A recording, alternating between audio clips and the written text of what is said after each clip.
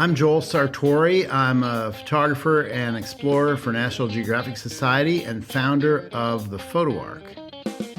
Hello, I'm John Rossi. I'm a touring drummer with a passion for animal conservation. When I'm on the road, I spend as much time as possible visiting zoos, aquariums, and conservation organizations. Now, I want to share those places with you.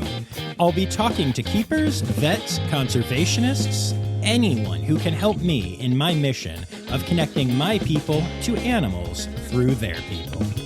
Join me on my Rossifari. Hello, and welcome back to a very exciting episode of the Rossifari podcast. As you heard in the introduction, today's episode is not the promised one from the Lehigh Valley Zoo that will be coming to you soon, but I had to share this episode right away. I got an email last week asking me if I could take the time to interview Joel Sartore of the Nat Geo Photo Ark. And duh, of course I could. And since he is promoting a new book in this episode, I needed to get it out right away. And how could I not? It's Joel. I'm so excited. This was really cool. And I'm not going to lie, y'all. It was really cool getting an email asking me to do this. I've thought of reaching out to Joel, and I thought he's probably too busy and wouldn't know who I am. And instead, his team reached out to me, and that just gave me all the warm, fuzzy feelings. So here we are. Lehigh Valley Zoo, like I said, will be back. It's a great episode. I can't wait to share it with y'all. But, Joel has a new book out, and we've got to give him the Rossifari bump and get him some sales. And so we're going to do that this week. It's a great interview. Joel and I have actually become best buds now. We're even talking about combining our products and creating the Rossiphoto Ark. And my legal team is telling me that I can't lie on this podcast, and none of that is true. None of that is true at all. But I am really excited that Joel is here, and I'm really happy to share this with y'all. So, the drill. Make sure you hit subscribe. Make sure you're following along on Instagram and Facebook and Twitter at Rossifari, on TikTok at Rossifari Pod, all of those things. I will say, we had audio drama during this episode. As a matter of fact, from my end, it was actually a straight up nightmare. But I edited that. It all sounds great. But if you hear a few little weirdnesses here or there, that's why. If you hold on to after the credits, I will play you just a little bit of what the audio sounded like when I was interviewing Joel, and also what my editing started with. And you can all be very proud of me. I'm just going to leave it at that. But so if you hear any weirdnesses, that's what's going on. But honestly, I think it sounds really clear. I'm really excited, and Joel's a great guest. So I'm going to shut on up now, and we're going to get to him. So without further ado, here is my interview with Joel Sartore of Nat Geo's Photo Ark.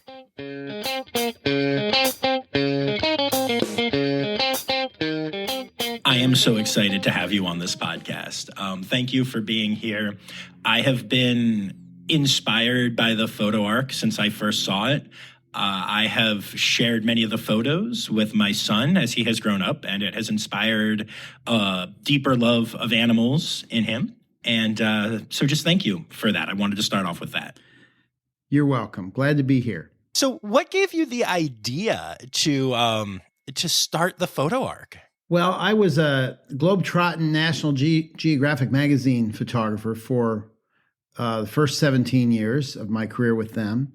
And then my wife got breast cancer, and I needed to stay home for about a year to take care of her and our 3 kids and see what would happen. And she's fine to this day. That's been about 17 years ago.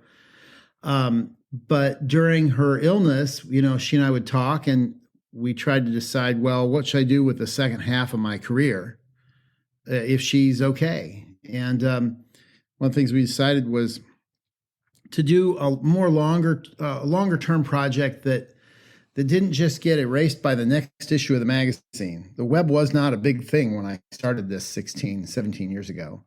And so the small animals really had not been documented well. I'd done stories on the Endangered Species Act for National Geographic way back when. And it's very hard to get small animals into the spotlight unless you're doing something like that. Most of the animals that are threatened with extinction are not large charismatic mammals. They are sparrows and minnows and toads and even some insects.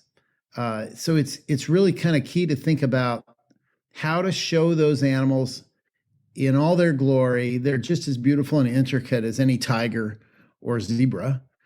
How to show them and tell their stories in a way where they're equal. And so using black and white backgrounds, there's no size comparison and they're all equal size. The ant is as big as an elephant. So that's how the photo art got started. And that was nearly 14,000 species ago. And we're still going at it. That is incredible. I always love when something beautiful is birthed from, something challenging. It's nice to hear that your wife is doing well. Thank you. And now you have this great inspiration. We do indeed. Yeah. Very cool. It's a lot of work, but it's working out. I mean, it seems like the public knows about the Photo Ark. A lot of people do, and they love it for different reasons, which is fantastic, whatever it takes to get people into the tent of conservation. And of course, the charismatic mammals do the best if we're looking at how people respond to things on social. But we also see people falling in love with rodents and lizards and just anything. We have a new book out on insects now that's coming out in early April. And that came about directly because of the pandemic, just needing something to shoot during the pandemic, noticing that during lockdown, there's a world of insects just coming into my porch lights. So because insects are so critical to our own survival, we can't live without them, literally. It's just a nice way of showing people the world around them and getting them to think about something other than politics and who won the ball game, Yeah, that is very cool. And I'm really intrigued by some of the images in the insects book. I think you're going to do a lot of good for the species represented with the people that you can get to open the book. Right, that's right. Well, it's a lot of pretty stuff on the cover, and we tried to make it interesting and have good stories to tell. And I tell you, I have a newfound respect for insects because they're number one, they're kind of on the run because we're so good at eliminating habitat and converting it to agriculture and then using chemicals to control insects. But also because these animals have been around, a lot of them, for millions of years. And they're really, really incredible in how they operate. Like just the dragonflies were around during the time of the dinosaurs. And they're incredibly complicated and amazing acrobatic flyers and hunters, and there's a lot to be admired in a lot of these animals. There really is. Absolutely, yeah. What would you say is your favorite or couple favorite insects that are in the new book? My favorite usually is, I say, the next one. It's the next thing I'm going to photograph, right? But in the case of this insect book, there's a pair of mating rainbow grasshoppers from the sandhills of Nebraska, which is a beautiful area. And they stayed together during the entire shoot. They have great color. They're hard to describe. They're very impressive looking animals. And that would have to be my favorite picture in the book, I think. Also, it was shot at a friend's ranch, and she was very excited to hear it was going to run as a double truck or a double page spread in the book. So lots of reasons for me to like that one. Nice. Very cool. And I have to ask, not just with the insects, but in general, how the heck do you do this? Sure. Can you talk me through this? Sure. So what we do is we put out basically lights and sheets, we say. We get bed sheets and we run really powerful lights at the foot of them, starting a little bit before dusk, and run them for a couple hours. And then whatever's attracted by the light, we catch it, put it in a empty mason jar or an empty cleaned out peanut butter jar with holes in the lid. And then we bring them to a studio setting, which is a cloth tent with a black liner and a white liner. And we surround that tent with these studio lights of mine that are inside soft boxes, and then put the insect in. And they find themselves in a white room I stick my head in the tent with a camera with a macro lens, and whether they're moving or staying still doesn't matter too much. The lights are super short flash burst, far less than 1,000th of a second is the duration of the light, very quick. And we just get whatever kind of pictures they'll give us, and the shoots don't take too long, just a few minutes, and then we catch them back up in the jar and release them back into the night sky. So that's what I did for the better part of a year and a half because I really couldn't travel very much. So I went to places that I could go to during the pandemic, especially before the vaccine was available. I went to our family cabin in Minnesota, and I went to a friend's guest house in Santa Fe that was being unused, and went to places I could drive to around Nebraska and be back in my own bed at night, and just neighboring states like Iowa and Colorado and Kansas, places where I could get to pretty easy in my Prius. And I had a little generator for power, and we could set up on a folding table right in the middle of a prairie, and just, it didn't matter where we were. That is so cool. And I know that for the Photo Ark in general, you often go to different facilities. You've been to a lot of zoos and that kind of thing. How do those partnerships work? Right. So we've been going to zoos, aquariums, wildlife rehabbers, private breeders, sanctuaries for many years now.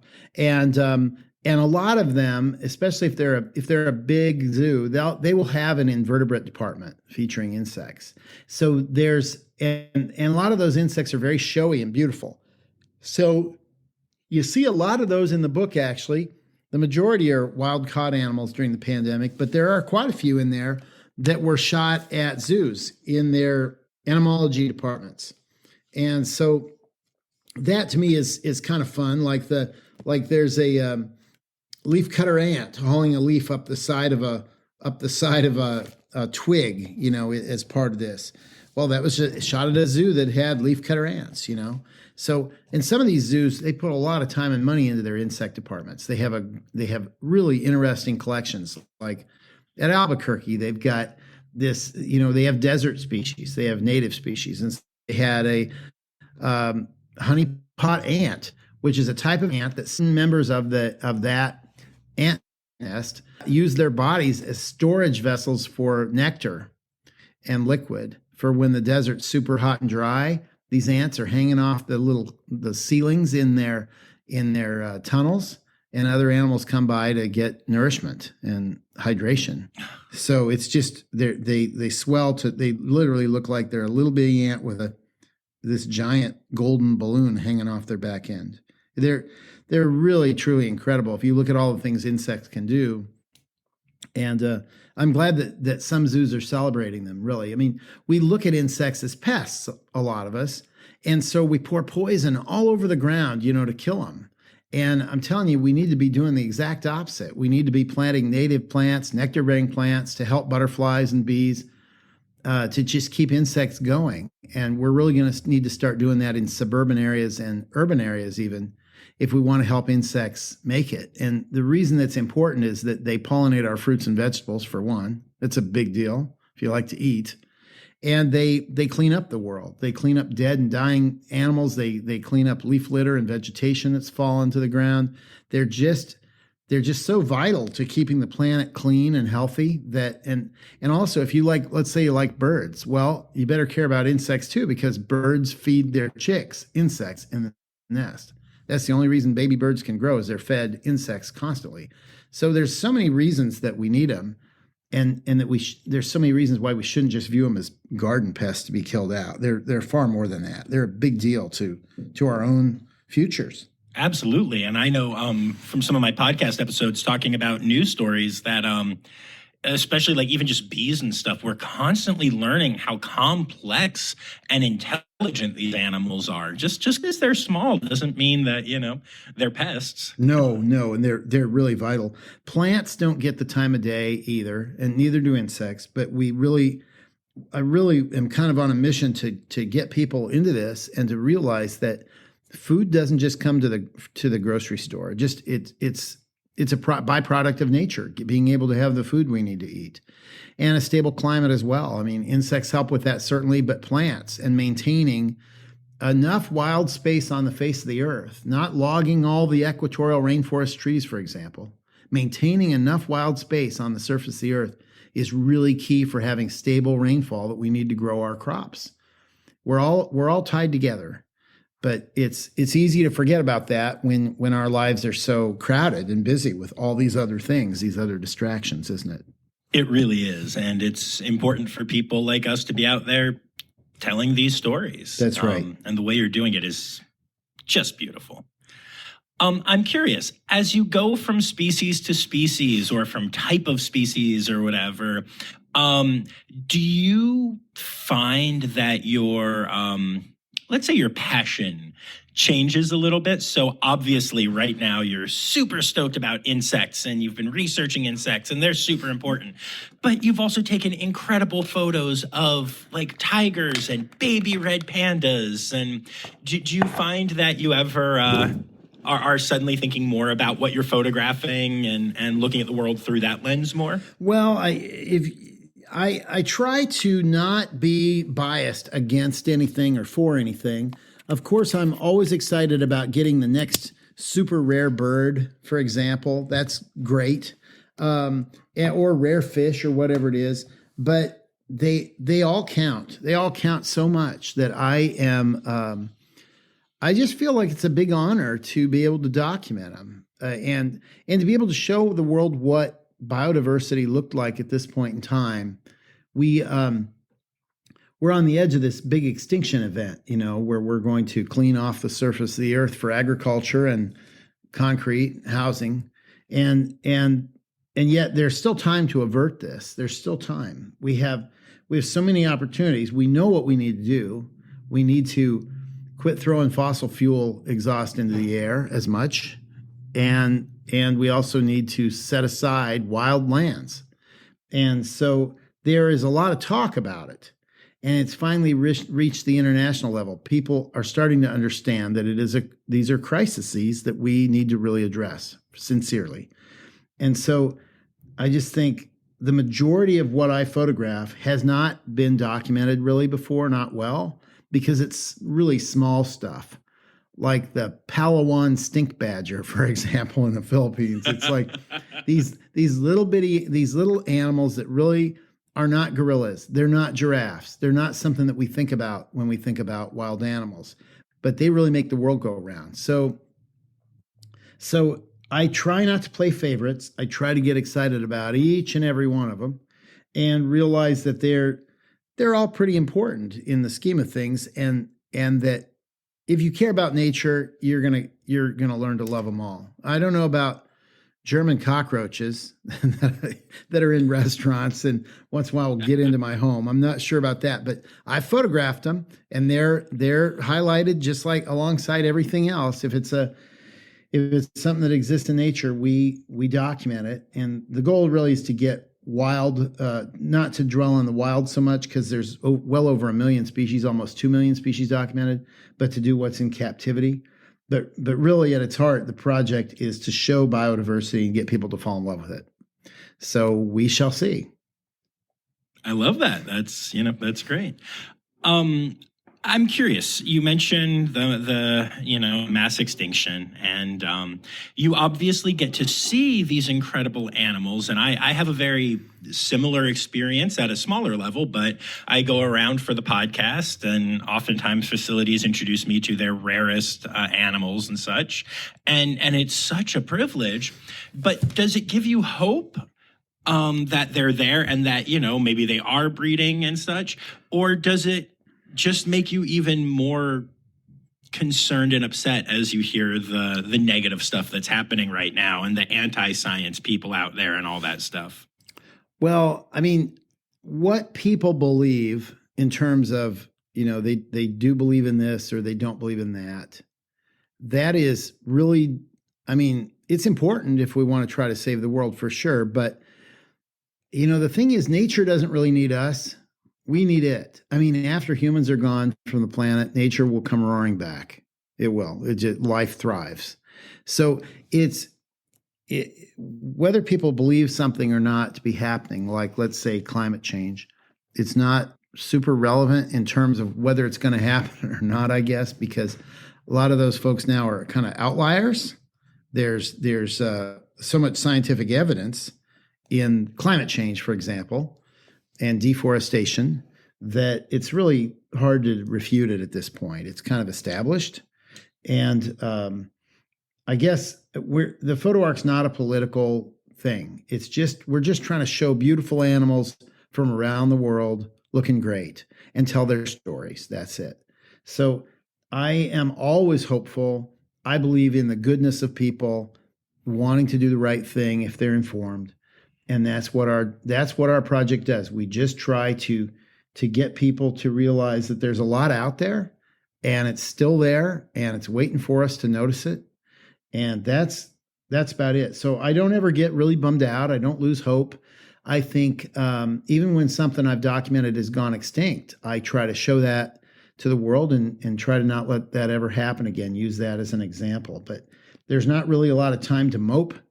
The time is now to really be, I don't know, action-packed, so to speak. If you've got a lawn, a suburban lawn, you could help fix things tomorrow. And you don't have to fix the whole world. Just start on your own backyard. Quit pouring poison on the ground. Quit irrigating the lawn. Plant nectar-bearing plants. Plant native plants. Plant milkweed for monarch butterflies. Help save those. It's really a great thing to do. It'll make you feel good. The air will smell better around your house because native plants thrive in your climate. And you'll feel like you've done good. I mean, just our little prairie we planted at our office, our native prairie.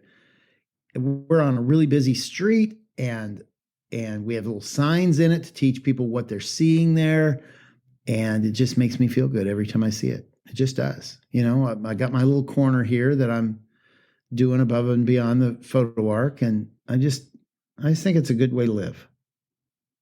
That's awesome. I can really relate to the staying hopeful thing. Yeah. I have been called painfully optimistic from friends. Sure. Well, it's a good way to live, isn't it? It's a good way to live. I mean, who wants to mope and pout and not have hope? I mean, there's no solutions there. There's not. It's just, that's one of the reasons I get down on hate radio, or, you know, like where are the solutions, man? I appreciate differences of opinion. I admire differences of opinions, but let's have some solutions. How can we solve these problems, no matter what they are? Well, the Photo Ark's my answer on how to help solve the problem of habitat loss, help to educate the public, get them on board, and realize that there's a lot left worth saving. There really is. Most of it's still out there waiting to be saved. But these next 10, 20, 30 years are going to be really pivotal. And if we just want to, I don't know, stare into space and dwell on celebrities and hate each other over politics, there's your answer. You know, we won't get anywhere. We won't make anything better. I want to see the world be made better for my time on it. I like that so much. That's very cool. So let's talk about some more of the animals that you have photographed. Not with the insects, but in general, at the start of the Ark, what was like the first species that you photographed, and what was the experience like? What have you learned along the way? Tell me things. Sure. Well, the first one was what they call a naked mole rat. And it was at the Lincoln Children's Zoo, about a mile from my house. So very close. My wife was kind of coming out of chemo for cancer, and on days when she felt better, I would just drive the little distance to the zoo in my Prius and get going. And they brought out a naked mole rat and put it on a white cutting board in a zoo kitchen. They're kind of blind, so he just kind of stood there and looked up once in a while and was sniffing around, and it was pretty easy. And that was the start of it. And so I photographed everything at the Lincoln Children's Zoo, and then I went on to the Omaha Zoo, which is a great zoo in Omaha, Nebraska, about an hour away, and did everything I could there, and then Kansas City and Sioux City and Sioux Falls and Denver and Houston and Oklahoma City and Scottsbluff, Nebraska, and just Des Moines, Iowa, places I could drive to easily, Minneapolis, and then kind of worked so that I figured, well, you know, I could get most species done in U.S. collections. So I worked some more on that. And then I thought, I bet I could go down and hang out with a friend in Dominican Republic. I bet I could go see something in Brazil. I mean, places where I'd known and worked for the Geographic over the years, Bolivia, Peru, Chile. I just started going abroad, and then I thought, oh, I might be able to get everything if I work at it long enough. So that's how it started, was just going out and trying to just document all that I could with the time I had left. I started when I was 42, maybe, and 43, something like that. And, I'll go till I can't anymore. And my son Cole will take over when I'm done. He's a very good photographer, and he certainly knows how to set up the lights. He's been going with me since he was about 8 years old on these shoots. So he'll be a good person to take over if I get incapacitated, like hit by a bus or whatever, or age out. That's really cool. How did Nat Geo take it when you came to them with this idea and you were like, so I'm going to be Noah with a camera? Well, yeah, they were always super supportive, believe it or not.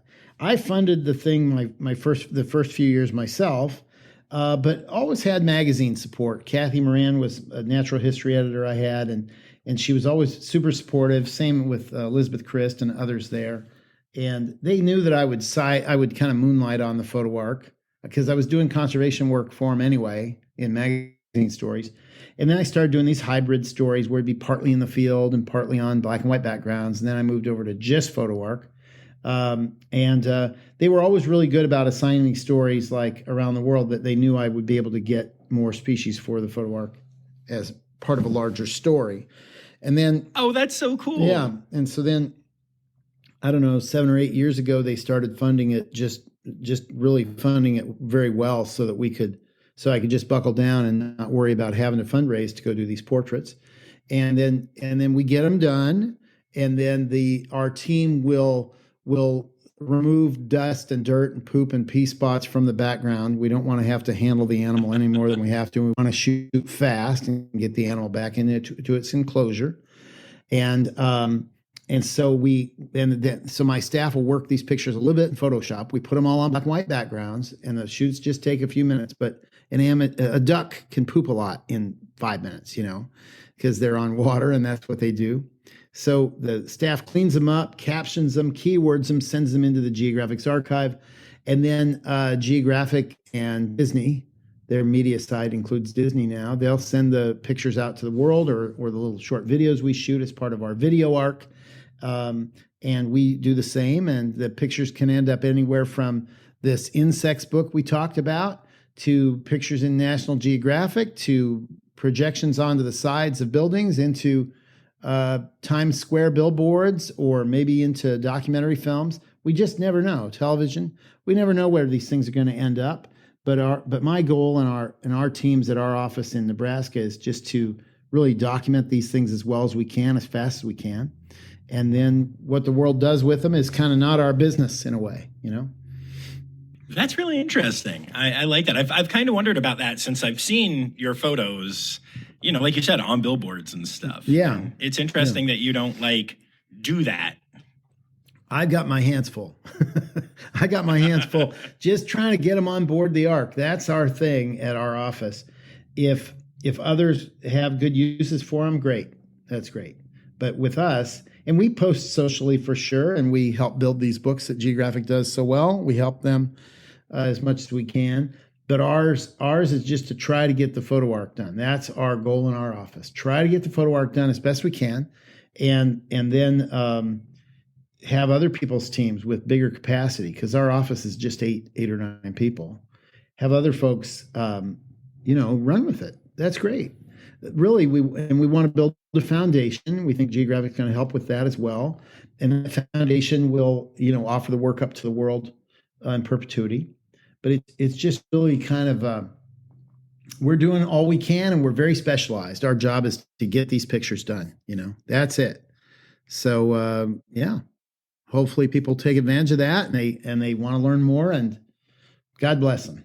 But we're real busy in our office just trying to build the thing.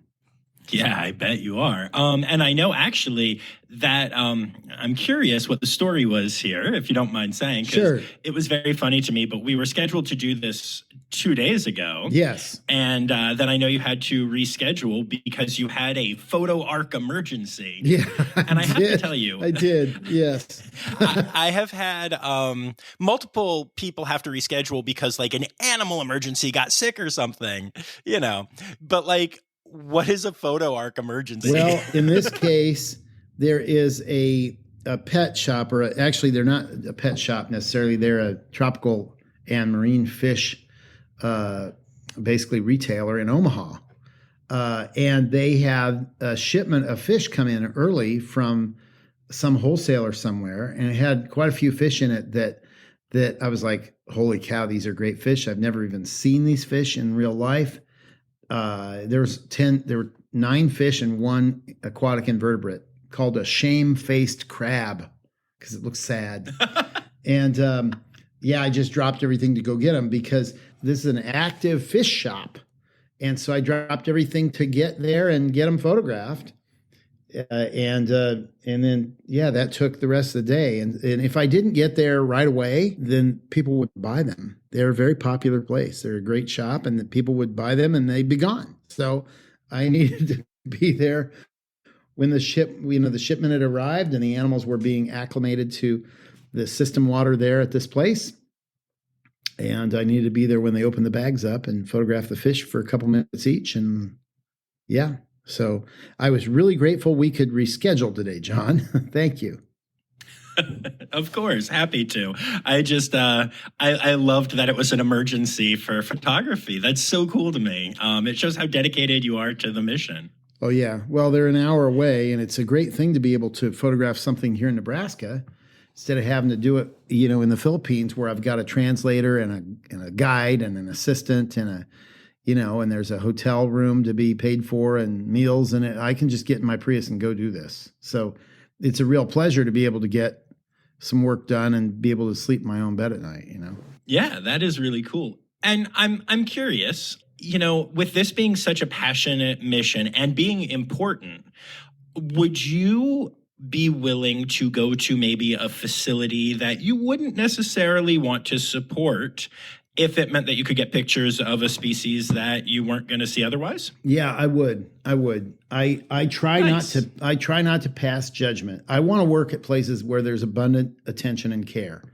And those are the ones we can really crow about. We can really tell people and good zoos, man, they are conservation centers now. Absolutely. Their credentials depend on that. They have to be not good at it, but great at it. They need their animals to thrive, or they lose their accreditation, and that's where I want to work. But if you told me that the very last of some bird was at some place that's less than that, I would try to go get it. I mean, I just we'll work in bird markets sometimes, even I mean, we'll go wherever to get the pictures. But if I have my choice, I want to work where there's abundant attention and care, where the people are welcoming and the animals are thriving.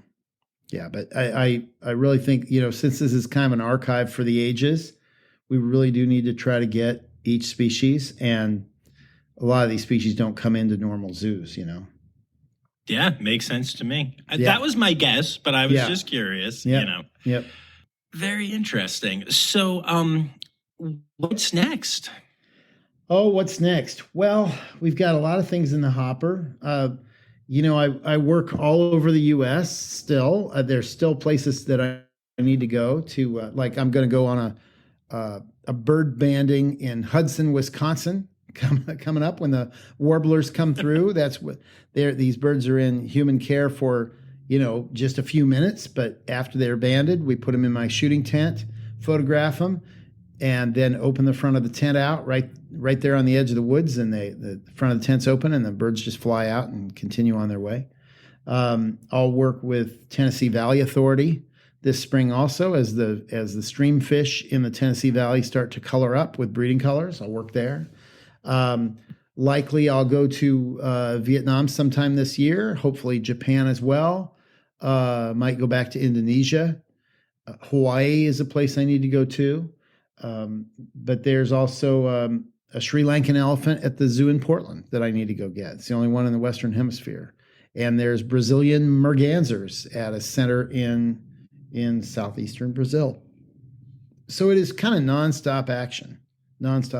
But yeah, 2 days ago it was fish in Omaha, and 2 nights ago it was a friend of mine has vernal pool tadpole shrimp, which is a Jurassic age creature that's just this, I don't know, it's kind of like a sea monkey, but it's built like a tadpole. It's covered in armor. It's really cool looking. I just am fascinated and delighted by the world around me and can't wait to get going on the next thing, whatever it is. Very cool. Very cool. I enjoy that. So I know that when I started the podcast and started going around to zoos, until I was at a few of them that had good names, people were curious about what I was trying to do. Now, I know that you were coming in with, Nat Geo on your name, which is helpful. Yeah. But did you find that facilities were supportive right away? Or did you get some questions like, what do you want to do with our tiger? Oh, sure. Yeah. When I started out, I was going to a lot of herp departments, turtles and snakes.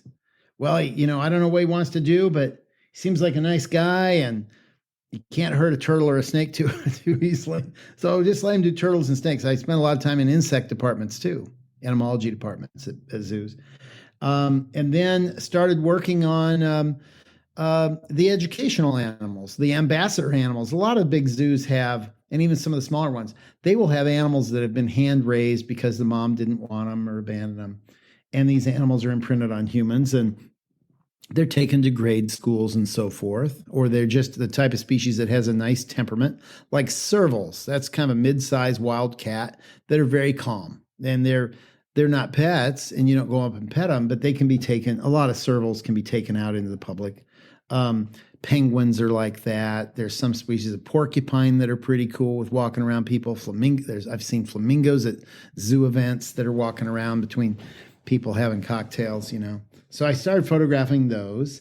And then at the Omaha Zoo and Lincoln Children's Zoo, started doing some of the larger animals. But it took a lot of just trust building and time and we always give, the pictures are given to each zoo or aquarium where we work, and they can do what they want to pretty much with the images. And we also give these places in exchange for their help. Besides the lift now we can give on social media, which has changed, which has really grown in the 16 years we've been doing this.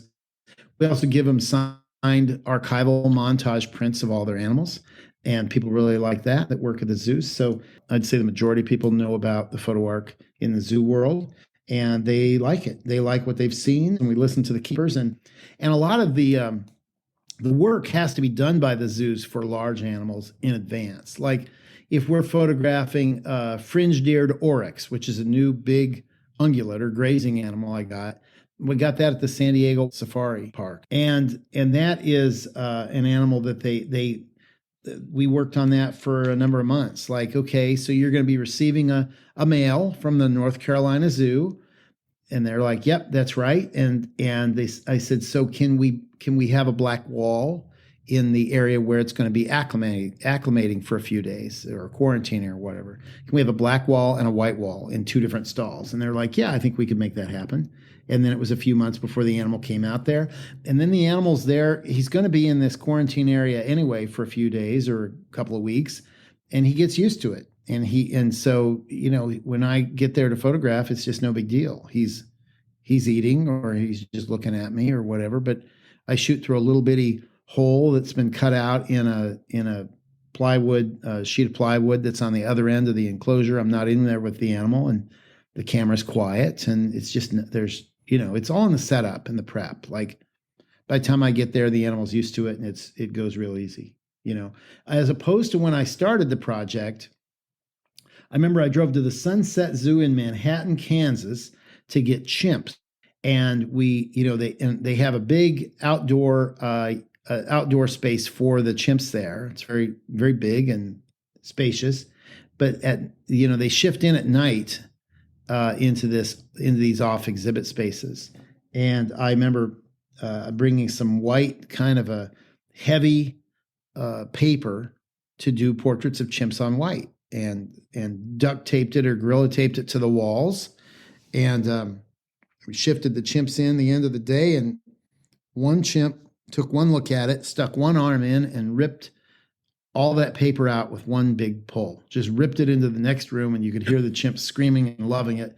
We have it on our website. It's called the Chimp Incident, which is, and so I just was sad and drove the 2.5 hours back up to my home in Lincoln. Didn't get a thing. I still don't have a good picture of an adult chimp, believe it or not. Not really. Oh, wow. That is surprising. Yeah, I'm working on it, but it would wreck that story, I guess, if I was finally successful, wouldn't it? It is a good one. Yeah. Also, you keep mentioning Lincoln Children's Zoo, and I just need to point out real quick that they have both a tree kangaroo Joey right now and a new red panda cub, probably about 8 months old now. If you haven't seen them yet, you should go visit again. Yeah, they're really good at breeding those animals. They've had a lot of success with both those species over the years. Yes, and I just wanted to tell you that because I think everyone should go see those animals. I will tell you this, you were talking about how popular and how known the Photo Ark is in the zoo world. Yeah. And almost every time I go to any facility for an interview, when I'm walking around, when keepers are taking me behind the scenes, whatever, they will point out every animal that you photographed. Oh, seriously? It is a point of pride with them. I had no idea. Wow. It is such a big deal. Seriously, I had no idea. Yep. I was at the Naples Zoo just today and was introduced. I believe there was a python that you photographed there, as well as a couple other animals. Yeah. And every keeper, every time, they will go out of their way to take me behind the scenes to see the frog that you photographed there or whatever. That is amazing. I haven't asked for it. Wow. I remember going to really Naples. Proud. The people at Naples Zoo are super sweet. And I remember meeting the Jolly Sisters. Have you heard of the Jolly Sisters? Did you meet either of them when you were there? No, I did not. And the way that I had not heard of them or met them, and I get to the Naples Zoo, and one of the ladies that was my primary contact was one of the Jolly Sisters. The last name is Jolly. And I was like, and somebody noticed her when we were walking across the zoo grounds, somebody she didn't know that was kind of a fan. I said, what is that person so enamored about? Like, knew who you were? You don't know him? She says, well, I'm one of the Jolly Sisters.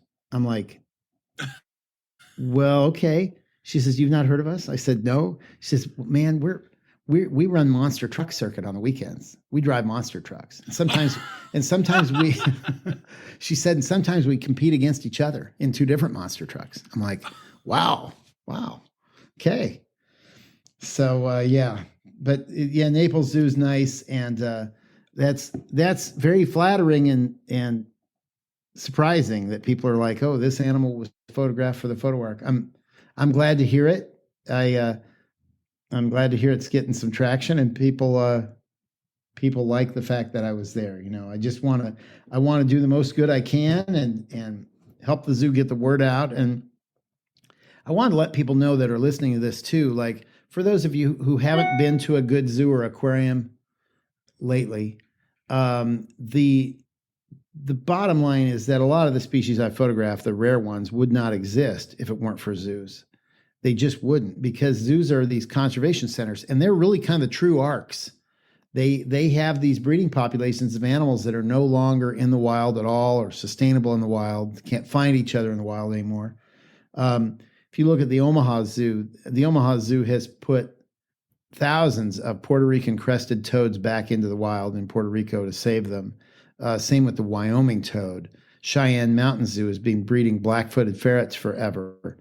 North Carolina Zoo works on red wolves. All these zoos have their specialty, but a lot of these animals that I really followed a lot since I was a kid, because I've been kind of an endangered species fan since I was a kid. These zoos have helped save them. These zoos have saved them.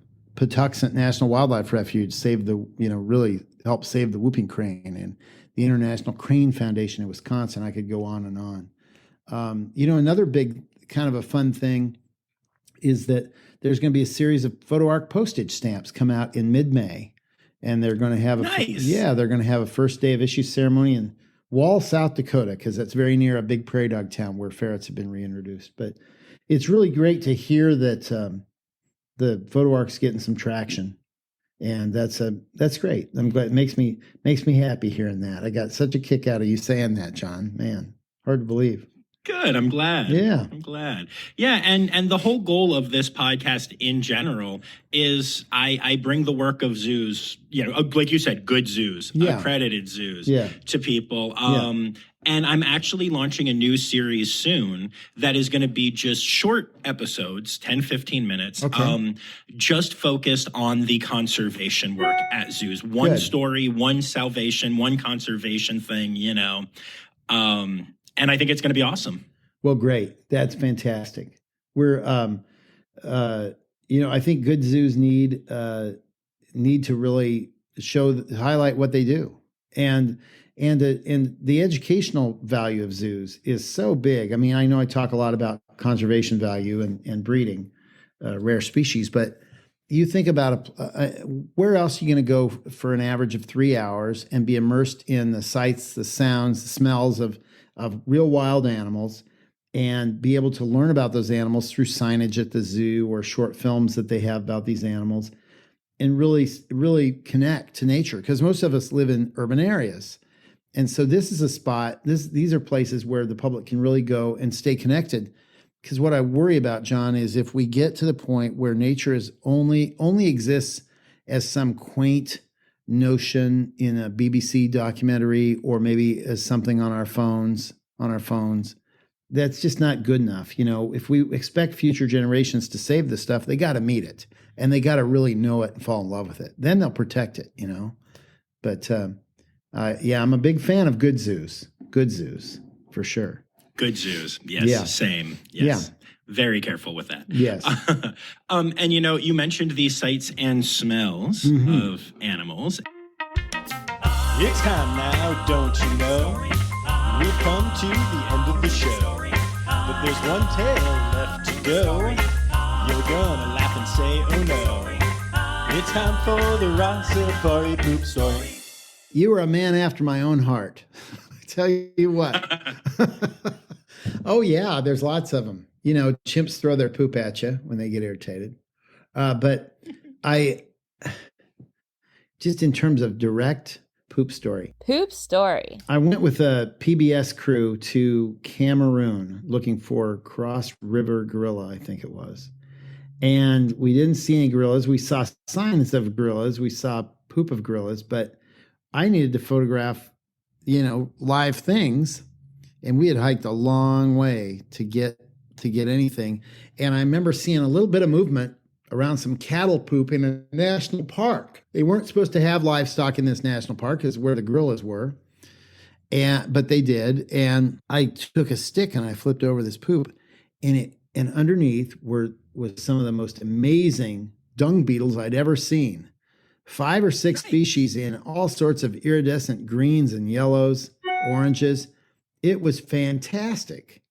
I mean, it was great. It made the whole hike worth it. I mean, beautiful. And believe it or not, we located, I don't know how, but we located a guy who is a specialist on Cameroon dung beetles, lives in Paris. He's a French guy, and he identified them all for us. It was fantastic. That is so cool. Yeah, amazing, huh? Thank you for taking the time to do this. Where can people get the book? Well, they can, if they want a signed copy, they can get those through our office at joelsartore.com. There's a little store button there they can click. That's the only place they can get signed copies, is through our website. Also on our website is an FAQ page, frequently asked questions, where we talk about a lot of things people can do from home, even if they live in cities or suburbs, to help make the planet better.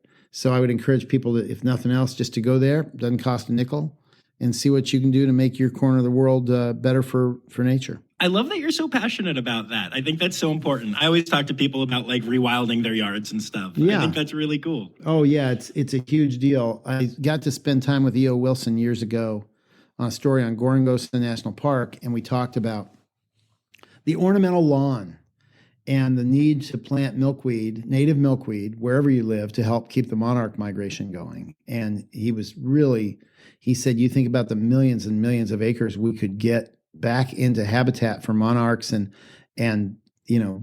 insects, other insects that feed young birds. He was very passionate about that. And he's right. And so I listened to the guy. He was brilliant. And we started doing that around here. And I just hope that other people would too. It's especially if you got kids, to bring that kind of color into your backyard, to bring butterflies in and the birds that follow them and everything. It's really a fun thing to do and doesn't cost much at all. And it sure saves on having to mow. It saves on having to pollute. It's just a really good thing that all of us can do. It's very simple, Absolutely. I love all those little small steps that we can take. That's right. And getting like being passionate enough to go to your city parks department and say, hey, don't put any more poison on the ground. Don't put any more insecticides or herbicides on the ground in city parks, and maybe plant some of the waterways in city parks back to native vegetation. Cattails will bring you in red-winged blackbirds, for example, which are lovely to hear singing. Your county roadways. Maybe you talk to your county or your state about not mowing all the ditches right when ground nesting birds are trying to pull off their nests.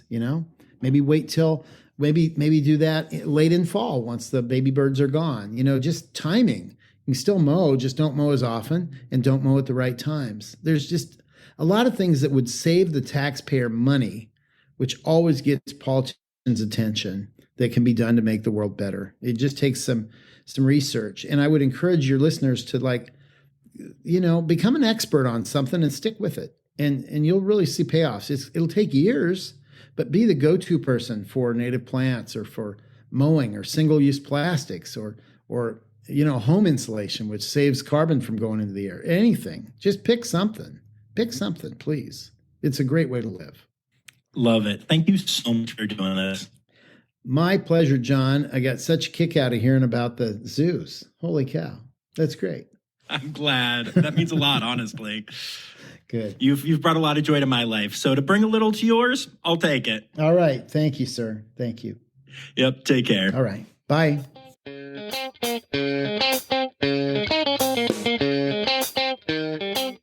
And of course, you can find Joel's new book, Insects, available wherever you get your Nat Geo books. Don't forget that you can get a signed copy by going to joelsartore.com. And of course, make sure you're following him on Instagram and Facebook and all those things at Joel Sartore. It was a really good time to have that on and start talking about our Photo Ark Oh, I'm still not allowed to say that. Okay. Well, anyway, I hope y'all enjoyed the episode. And honestly, I really hope y'all think about what Joel said about, considering rewilding your little area of the world if you can. It helps. It makes a difference. And it's a really cool way to do it. What cooler person to tell you to do something like that than Joel freaking Sartore. Love it so much. Don't forget to hang on after the credits if you want to hear a little bit about what my audio nightmare was like this week. And remember, friends, the word credits backwards is Steiderk. The Rossifari podcast is produced, hosted, and engineered by John Rossi. Editing and fact-checking by John and Dr. Zoe Rossi. Our theme song is Sevens by Nathan Burke, performed by Nathan and John. Interrupting John theme and additional voices by Taylor Isaac Gray. You can reach John directly on Instagram and Facebook at Rossifari or by email at rossifaripod@gmail.com. Rossifari is part of the Daydreamer Media Network. Now, stop listening to me and go visit a zoo.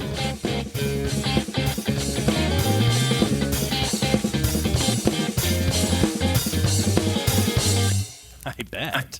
So what gave you the idea to start the Photo Ark? To start the Photo Ark? Well, I was a globe-trotting National Geographic magazine photographer for